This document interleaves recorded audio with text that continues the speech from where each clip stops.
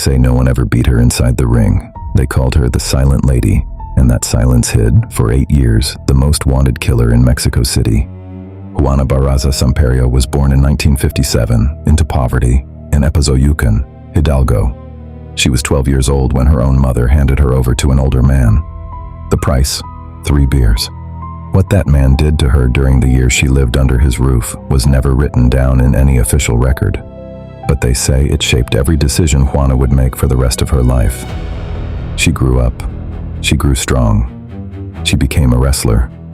Inside the ring, they feared her. Outside it, she was a middle-aged woman surviving on the margins of the capital, with children, with debts, with a story no one else knew, and with a hatred only she understood. Hatred for mothers who abandoned their children. Because Juana Barraza's victims were never random. They were elderly women, women who lived alone, women who opened their doors because she arrived disguised as a social worker, a nurse from the public health system, someone who said she'd come to help. The first woman died in 1998. Neighbors in the city say that between that death and the last, in 2006, more than 40 women between 60 and 90 years old were found dead in their own homes. For 8 years, police searched for a killer. And I say he because that's how witnesses described him. Someone heavyset, powerfully built. No one imagined it could be a woman. No one imagined it could be a wrestler.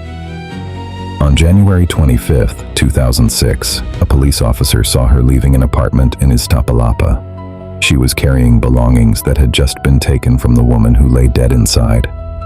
They arrested her almost by accident. And when they finally saw her face, 8 years of witness description suddenly fit.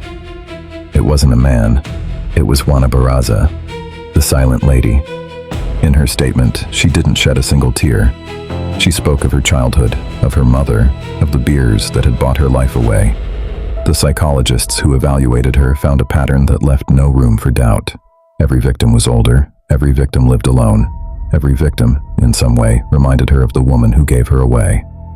She was sentenced to 759 years in prison. Mexican law only allows her to serve 50.